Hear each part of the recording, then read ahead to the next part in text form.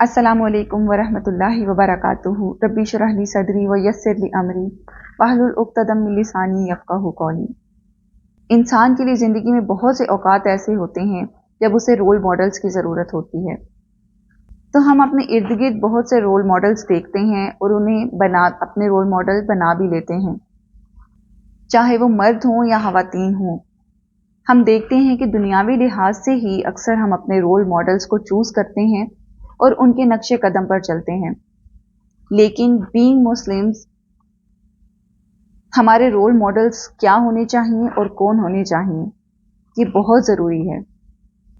تو ہمارے لیے نبی کریم صلی اللہ علیہ وآلہ وسلم، ان کی سنت، ان کے اسوہ حسنہ کے بعد جو رول ماڈلز ہیں وہ تمام صحابہ اور صحابیات ہیں، انہوں نے نبی کریم صلی اللہ علیہ وآلہ وسلم کے نقش قدم پر ہی زندگی گزاری۔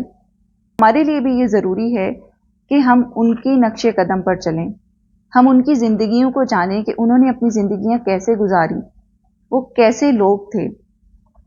So we should be very sensitive while choosing our role models for ourselves and our children.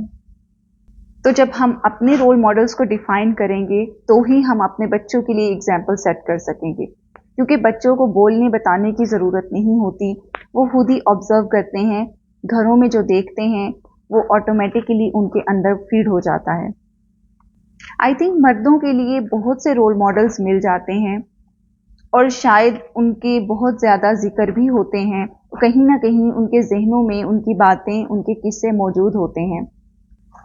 خواتین اس چیز میں تھوڑا سا پیچھے ہیں کہ ہم ان چیزوں کو نہیں پڑھتے، ان چیزوں کو نہیں سنتے، اس چیز کو ضروری نہیں سمجھتے کہ ہم اپنے رول ماڈلز کو کیسے ڈیفائن کریں۔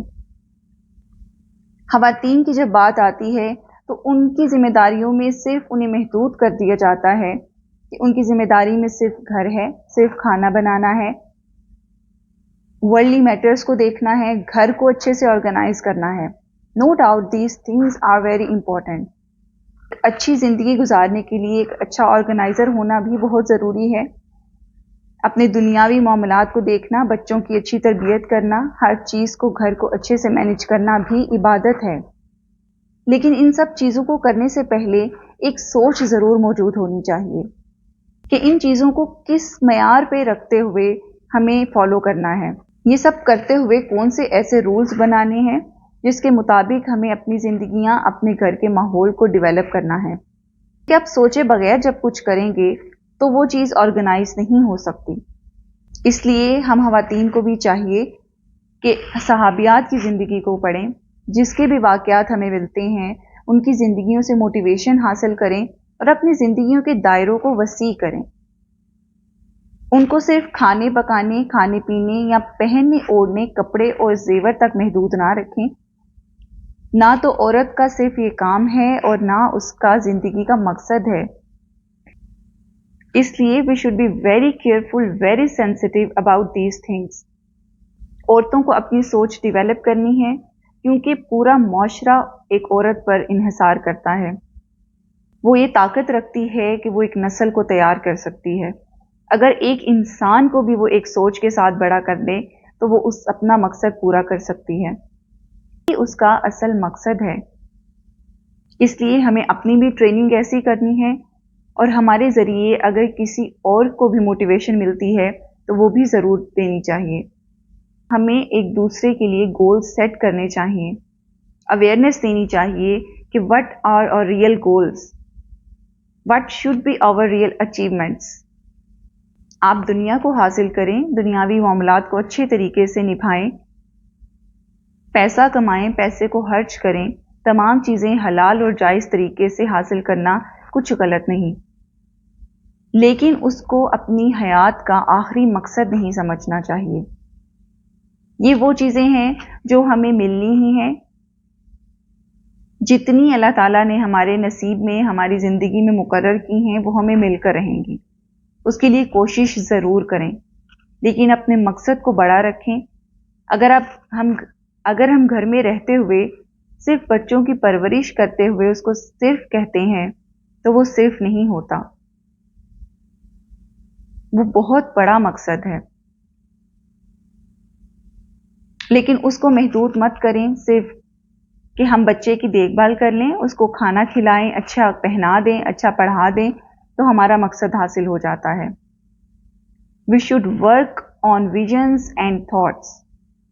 ہمیں اچھی نیت کے ساتھ اپنی پوری کوشش کرتے ہوئے اس مقصد کو نبھانا ہے۔ باقی اللہ تعالیٰ کے ہاتھ میں ہوتا ہے، ہدایت بھی وہی دیتا ہے اور راہ راست بھی وہی دکھاتا ہے، لیکن ہماری نیتیں اور ہماری کوششیں وہ جانتا ہے۔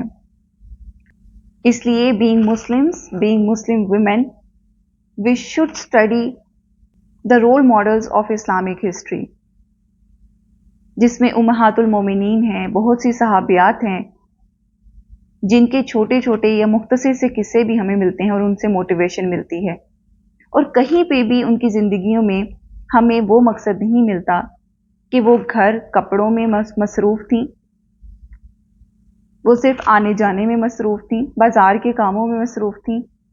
ان کی زندگیوں کے بھی وہی مقصد اور ویژن نظر آتے ہیں جو باقی صحابہ کے تھے، جو نبی کریم صلی اللہ علیہ وآلہ وسلم کی تعلیمات تھیں۔ اس دور کے تمام صحابہ ہوں یا صحابیات ہوں، ان کی زندگیوں کے یہی مقصد تھے اور وہ اسی کو حاصل کرنے میں مصروف تھے، اپنی اپنی حدود میں رہتے ہوئے، اپنی اپنی طاقت کے مطابق۔ تو ہمیں بھی اس چیز میں کنٹریبیوشن ضرور کرنا ہے، اس لیے اپنا انالیسس ضرور کرتے رہنا چاہیے، خود پہ کام کرنا چاہیے، نبی کریم صلی اللہ علیہ وآلہ وسلم کی سیرت کو پڑھیں، ان سے جڑے ہوئے لوگوں کو پڑھیں،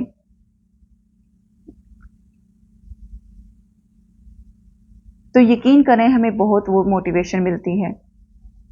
یہ چیزیں ہمیں سوچنے پر مجبور کرتی ہیں کہ what are our real goals, what are real purposes, and for what we are here۔ تو ہمارے بہت سے کوسچنز کے آنسرز ہمیں مل جاتے ہیں اور ہم اپنے گولز کو سیٹ کر سکتے ہیں۔ تو انشاءاللہ لیٹس ہیو اے پرومس کہ ہم اس چیز پہ کام ضرور کریں گے۔ عورت کو صرف ایک صنف نازک کی طرح نہیں رہنا، ایک عورت کا ویژن بڑا ہوگا تو وہ ایک بڑے وسیع ویژن والا مرد پیدا کر سکتی ہے۔